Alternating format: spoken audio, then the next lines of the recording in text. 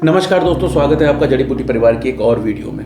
और आज की इस वीडियो में हम बात करने वाले हैं इन तिल के ऊपर। ये काले तिल हैं और आमतौर पे आपने देखा होगा घरों में भारत में सफ़ेद तिल का बहुत प्रयोग किया जाता है। सर्दियों में तो इनका प्रयोग कुछ ज़्यादा ही बढ़ जाता है, जिसके पीछे प्रमुख वजह यह है कि सर्दियों में हम गर्म पानी से स्नान करते हैं, जिस वजह से ऑटोमेटिकली हमारी त्वचा में कुछ शुष्कपन आ जाता है। साथ ही साथ सर्दियों में जो हमारे शरीर के अंदर ग्रंथियाँ हैं जो मेद बनाती हैं, जो चिकनाहट बनाती हैं, जिस वजह से हमारे चेहरे पर या हमारी त्वचा पर कांति आती है, उनके काम कम करने की वजह से या ना करने की वजह से त्वचा कुछ रूखी रूखी रहती है। यदि आप सर्दियों में तिल का प्रयोग करेंगे तो आप देखेंगे कि आपके शरीर में मेद बरकरार है, आपकी त्वचा पे एक अलग किस्म की कांति है। ऐसा नहीं कि केवल इनकी तासीर गर्म है इस वजह से आप इसका प्रयोग करें, इसके अलावा भी इसमें विभिन्न किस्म के न्यूट्रिएंट पाए जाते हैं।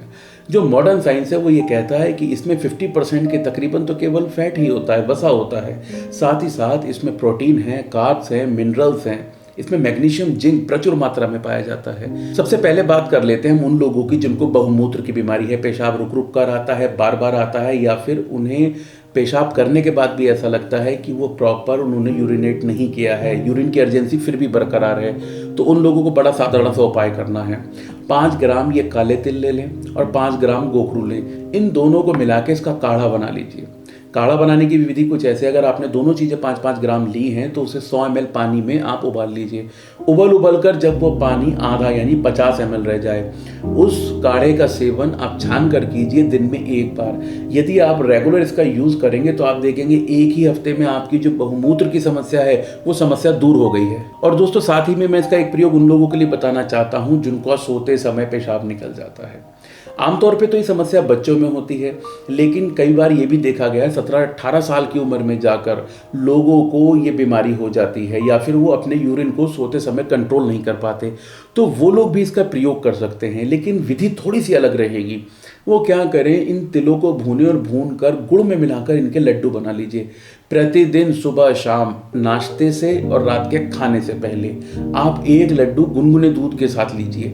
यदि आप इसका प्रयोग 2 से लेकर 3 हफ्ते करेंगे तब आप देखेंगे जो आपके बिस्तर पे टॉयलेट करने की जो एक हैबिट बन गई थी, जिसे चाहकर भी आप कंट्रोल नहीं कर पा रहे थे, वो आदत चाहे बच्चों में हो या बड़ों में हो, तिल के लड्डू का प्रयोग करने के बाद पूरी तरीके से खत्म हो जाती है। और दोस्तों अगर बात चलिए काढ़े की, तो इस काढ़े का प्रयोग उन महिलाओं के लिए भी है जिनको प्रॉपर पीरियड्स नहीं आते हैं। पीरियड्स में उनको ब्लीडिंग प्रॉपर नहीं होती, काफ़ी कम मात्रा में होती है, जिस वजह से उनके पेड़ों में दर्द रहता है और सारी समस्याएं हो जाती हैं।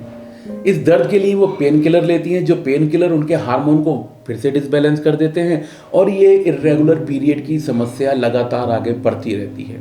इसके लिए आपको बहुत सिंपल काम करना है। ये काले तिल लीजिए, इनको जौकूट बनाइए, मतलब थोड़ा मोटा कूटिए, बारीक नहीं करना है, थोड़ा जौकूट बना लीजिए और उस जौकूट को उबालकर उसका काढ़ा बनाइए। यदि आप अपने पीरियड आने से 4 से लेकर 5 दिन पहले इस प्रैक्टिस को करेंगी तो आप देखेंगे एक तो आपके पीरियड्स प्रॉपर हैं, साथ ही साथ वो जो पेन की समस्या थी वो पेन की समस्या आपकी नहीं होगी। इसका प्रयोग करने से आपको जो सबसे यूनिक फ़ायदा मिलेगा, न सिर्फ आपके पीरियड रेगुलर हुए बिना पेन के हुए, जब ये नेचुरली इस तरीके से ऐसा करेगा तो आपके शरीर में जो हार्मोन का इम्बैलेंस पैदा हो गया है वो इम्बैलेंस ख़त्म हो जाएगा। बस ये चीज़ आपको ध्यान रखनी है, जिन महिलाओं को एक्सेसिव ब्लीडिंग होती है, जो पीरियड्स हैं वो ज़्यादा मात्रा में आते हैं, तो उनको इसका प्रयोग नहीं करना है। और दोस्तों साथ ही में मैं आपको तिल का एक ऐसा प्रयोग बताता हूँ जिससे यदि आपके शरीर पे कहीं दर्द है, कहीं आपको लगता है आपका कोई अंग कमज़ोर है, थोड़ा सा उसमें ताकत कम है, किसी किस्म का चर्म रोग है या झाइयाँ हो गई हैं, इन सारी ही दशाओं में आप तिल के तेल का एक अनूठे तरीके से प्रयोग करें। आपको करना क्या है, आप 100 ml तिल का तेल ले लीजिए, उसमें 50 ग्राम की मात्रा में नीम के पत्ते डाल के उसे अच्छे से उबालिए। उबालने के बाद जब वो ठंडा हो जाए उस तेल को छानकर आप अपने पास रखिए। आपको कहीं पे स्किन पे एलर्जी हो गई है, किसी किस्म का चर्म रोग है, या फिर आप ये देखते हैं कि आपके शरीर के किसी अंग में आपको कम ताकत लगती है, उस दशाओं में आप तिल के तेल से मालिश करके अपनी उन सारी बीमारियों को दूर कर सकते हैं। अब दोस्तों मैं इसका एक ऐसा नुस्खा बताऊंगा जो आप 3 बड़ी बीमारियों में इस्तेमाल कर सकते हैं। आपको अर्थराइटिस है, शरीर में कहीं दर्द रहता है, सूजन रहती है, इस दशा में आप इसका प्रयोग कर सकते हैं। आपको करना क्या है कि आपको केवल 5 चीज़ें लेनी हैं। आपको लेनी है हल्दी, काले तिल, सौंठ, साथ में आप लेंगे मेथी और अश्वगंधा। ये पांचों चीजें आप समान मात्रा में लीजिए, सबको कूटिए, पीसिए, उसका चूर्ण बनाइए और सबको बाद में आपस में मिला दीजिए। अब प्रतिदिन आप इस 1 चम्मच पाउडर का प्रयोग नाश्ते के आधा घंटे के बाद दूध के साथ करें।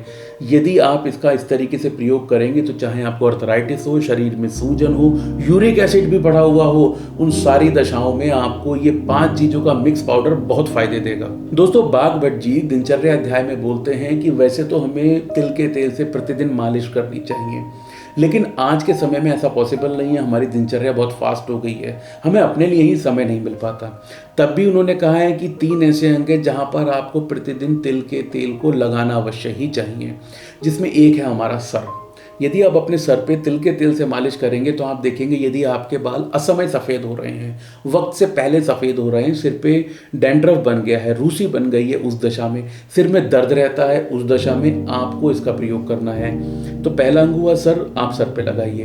दूसरा होता है कि एक एक बूंद अपने दोनों कानों में तिल का तेल प्रतिदिन अवश्य डालें।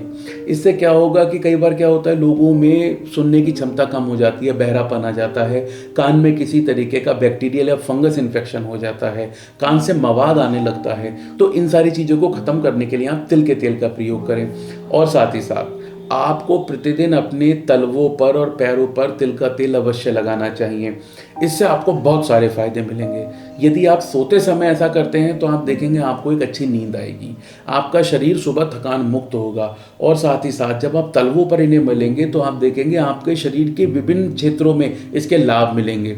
तो इस तरीके से आप तिल के तेल का प्रयोग यदि पूरे शरीर पर नहीं भी कर सकते हैं तो इन सेलेक्टिव अंगों पे प्रतिदिन आप तिल के तेल का प्रयोग तो अवश्य ही करें। और दोस्तों, यदि ऐसे लोग जिनके दांत कमजोर हैं, दांतों पे कुछ परत जैसी जमा हो जाती है, उससे बदबू आती है, पायरिया हो गया है, उस दशा में आपको मैं इसका बड़ा ही अनूठा प्रयोग बताता हूँ, जिसमें आपको सिर्फ तिल चाहिए और कुछ भी नहीं।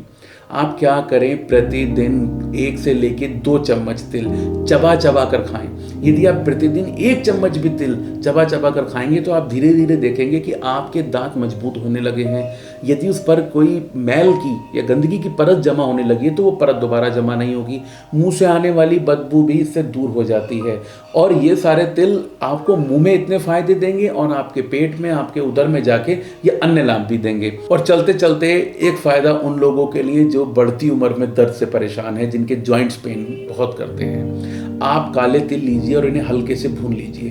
भूनने के बाद इन्हें आपको दूध में मिला के पीसना है ताकि एक लेप तैयार हो जाए। और आपके जिस भी अंग पे दर्द हो रहा है आप वहां पर इस लेप को 1 घंटा के लिए लगाएं और फिर बाद में साधारण पानी से धो दें। यदि आप प्रतिदिन इसका प्रयोग करेंगे तो आप देखेंगे 3 से 4 दिन के अंदर ही आपके यदि जोड़ों में, पैरों में कहीं पर भी अगर बहुत पुराने टाइम से भी दर्द है तो देखेंगे कि वो दर्द फिर अब धीरे धीरे कम होने लगा है।